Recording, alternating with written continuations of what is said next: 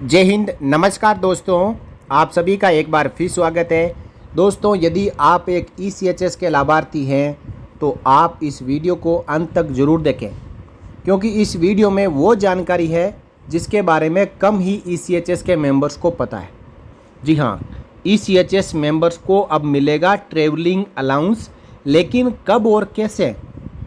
यदि आप by rail move करते हैं, by road, by air, by sea और बाई रिवर स्टीमर आप ट्रेवल करते हैं, अपने इलाज के लिए एक शहर से दूसरे शहर में जाते हैं, तो क्या आपको हर जर्नी के बाद ट्रैवलिंग अलाउंस मिलेगा? और क्या यह केवल ECHS के मेंबर्स के लिए है? उनके साथ में कोई अटेंडेंट है उनके लिए भी है? कोई ऑर्गन डोनेट करता है उनके लिए भी है? और क्या एम्बुलेंस चार्जेस का भी रिफंड मिलेगा? इन्हीं सब जानकारियों के साथ आगे बढ़ते हैं इस वीडियो में। और department of ex serviceman welfare का जो लेटर है, पॉलिसी लेटर है, उसके साथ में पूरी जानकारी लेंगे।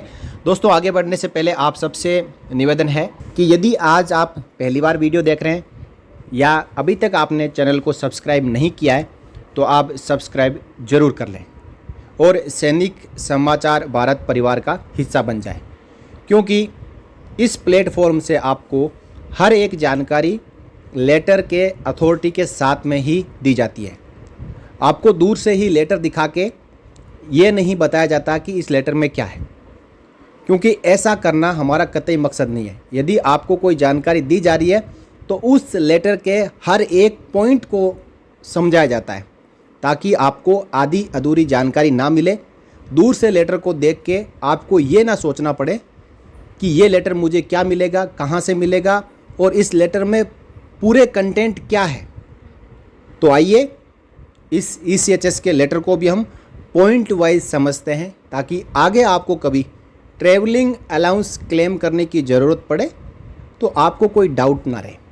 भारत सरकार के रक्षा मंत्रालय के department of ex serviceman welfare का ये 7 अगस्त 2018 का लेटर है, जो तीनों सेनाओं के चीफ को जारी किया गया था। और इसका सब्जेक्ट है ECHS travelling allowance for medical treatment. पहली बात तो यहाँ पे स्पष्ट हो गई सब्जेक्ट से ही कि जो ट्रैवलिंग अलाउंस मिल रहा है वो केवल मेडिकल ट्रीटमेंट के लिए ही मिलेगा। उसके बाद देखिए यहाँ पे जो एडमिसिबिलिटी बताई हुई है कि कोई भी डेली अलाउंस नहीं मिलेगा। एक TA होता है ट्रैवलिंग अलाउंस और एक होता है DA डेली अलाउंस। तो एक सेवारत जवान जैसे अधिकारी को जब कहीं पे टेम्परेरी तौर पे मूव करते हैं, उसके बाद जब वापस आते हैं तो TA DA दोनों क्लेम करते हैं। लेकिन जो एक्स सर्विसमैन है, ECHS का मेंबर है, उसके परिवार वाले हैं, यदि वो अपने इलाज के लिए किसी दूसरे शहर में जाते हैं, दूसरे हॉस्पिटल में जाते हैं, तो उनको केवल ट्रैवलिंग अलाउंस मिलेगा। नेक्स्ट है travelling allowance will only be admissible to ECHS beneficiaries on the following grounds. अब ECHS के बेनिफिशरीज कौन कौन है, यानी जिनके पास ECHS का कार्ड है वो सभी ECHS के बेनिफिशरीज हैं और उनको ट्रैवलिंग अलाउंस लागू है। कब लागू है? सबसे पहले यहाँ पे बताया हुआ है कि onward and return journey undertaken for medical treatment is admissible to ECHS beneficiaries for treatment in another city. यानी एक शहर से दूसरे शहर में इलाज करवाने जाते हैं तो आने और जाने का दोनों का खर्चा मिलेगा। कब मिलेगा? जिस इलाज के लिए जिस शहर में जा रहे हैं वो इलाज उस सिटी में अवेलेबल नहीं है, जिस सिटी में ECHS का जो ECHS पॉलीक्लिनिक है, या उस शहर में कोई ऐसा हॉस्पिटल नहीं है इम्पेनल जहाँ पे वो इलाज है।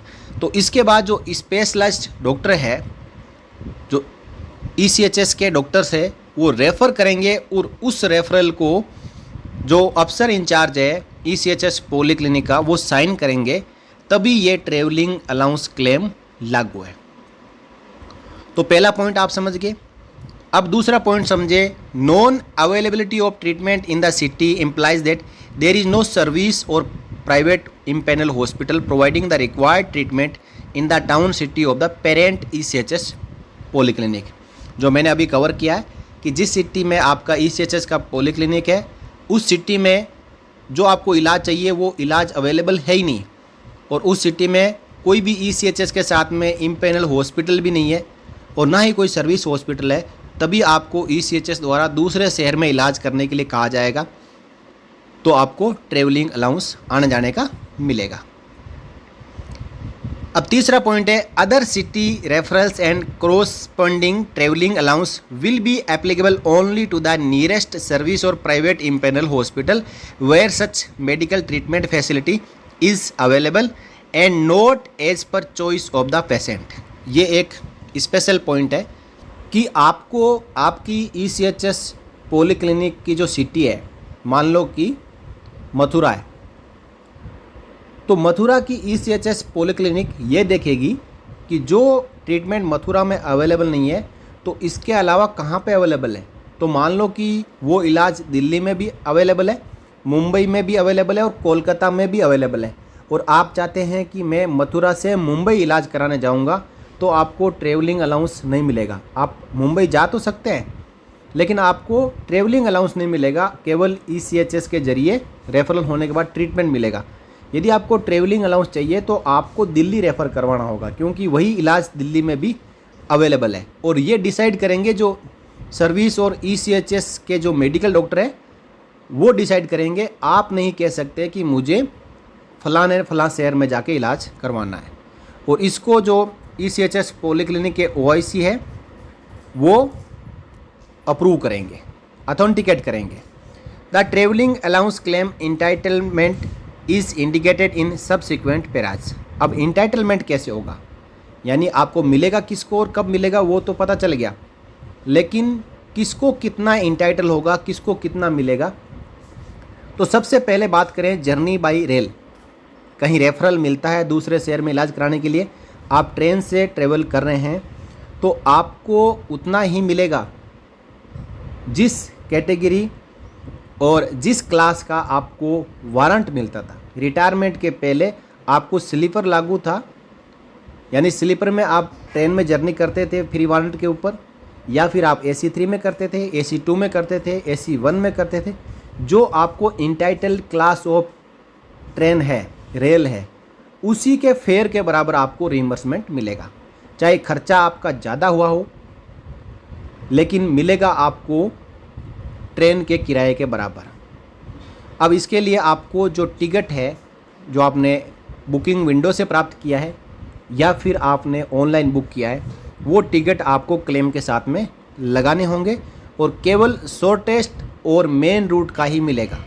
आप वाया होते हुए कहीं जाते हो तो आपका उतना जो एक्स्ट्रा ट्रेवलिंग अलाउंस है वो काट लिया जाएगा, और जो मेन रूट है उसका किराया कितना है वो चेक करने के बाद ECHS द्वारा पास किया जाएगा।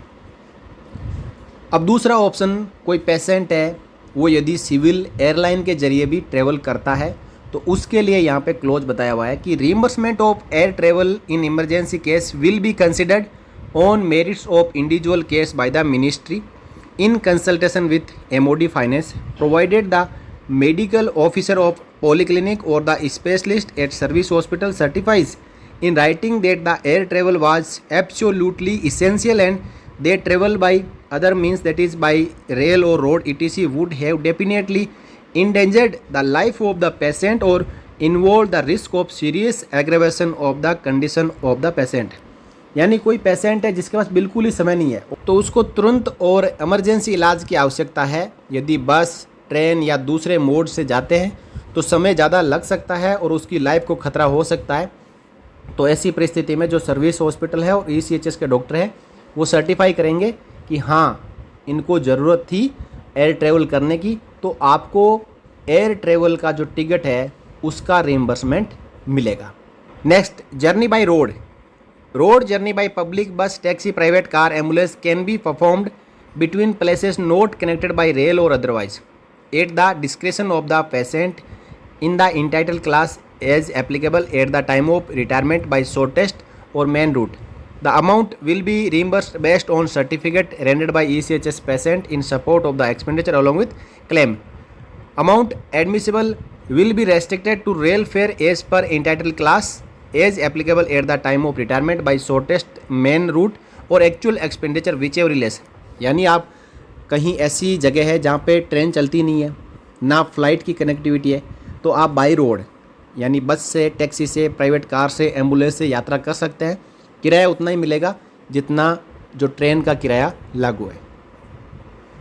नेक्स्ट, जर्नी बाय सी और बाय रिवर स्टीमर। कहीं कहीं पे ना बाय रोड का साधन है, ना बाय एयर का साधन है, तो समुद्र में है जो रिवर स्टीमर से या समुद्र में जहाज से यात्रा करते हैं, तो इसमें जो रिम्बर्समेंट मिलेगा वो स्टीमर फेयर के बराबर ही मिलेगा।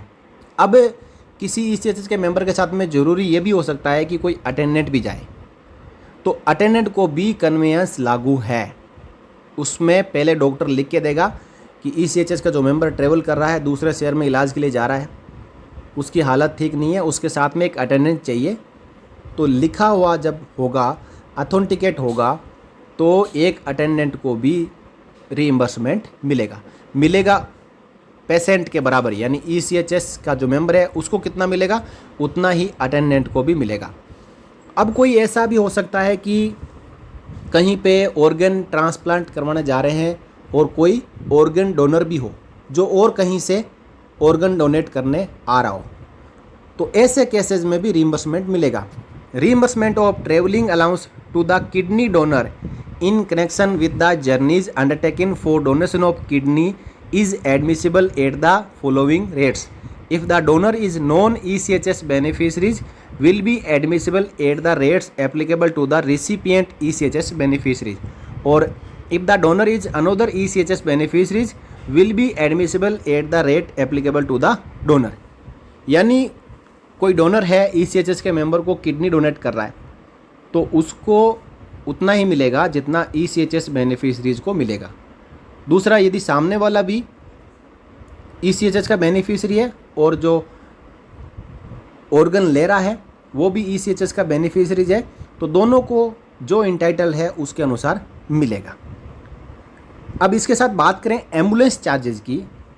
Ambulance service authorised in polyclinics, military hospital may be utilized for patients when being referred to service or imperial hospital in the same city. However, if ambulance is not provided and medical authority, जो medical officer of polyclinic or the specialist at the service hospital certifies in writing that conveyance of the patient by any other mode would definitely endanger the life of the patient or involve the risk of the serious aggravation of his or her condition, expenditure incurred on the engagement of ambulance used to convey the patient will be reimbursed provided that the journey is undertaken within the same city. तो ये भी एक प्रावधान है कि वैसे तो जो ECHS में एम्बुलेंस रहती है और जो मिलिट्री हॉस्पिटल में एम्बुलेंस रहती है उससे पेशेंट को भेजा जा सकता है। यदि ये सुविधा नहीं है और ECHS और सर्विस हॉस्पिटल के डॉक्टर को लगता है कि एम्बुलेंस की ज़रूरत है, यदि दूसरे किसी साधन से जाएंगे, कन्वेंस से जाएंगे, तो पेशेंट को प्रॉब्लम हो सकती है। तो ऐसी परिस्थिति में जब डॉक्टर लिख के देगा तो एम्बुलेंस का जो चार्जेस लगता है वो भी रीइंबर्समेंट कर सकते हैं। अब जो स्टेशन कमांडर और जो क्लेम रीइंबर्स करेंगे उनके लिए यहाँ पे कुछ गाइडलाइन दी हुई है जो हमारे काम की नहीं है। हमें सिर्फ ECHS मेंबर के नाते ये पता होना चाहिए कि कब कब हमें ट्रैवलिंग अलाउंस मिलता है और कब कब हम ट्रैवलिंग अलाउंस को रीइंबर्स करवा सकते हैं।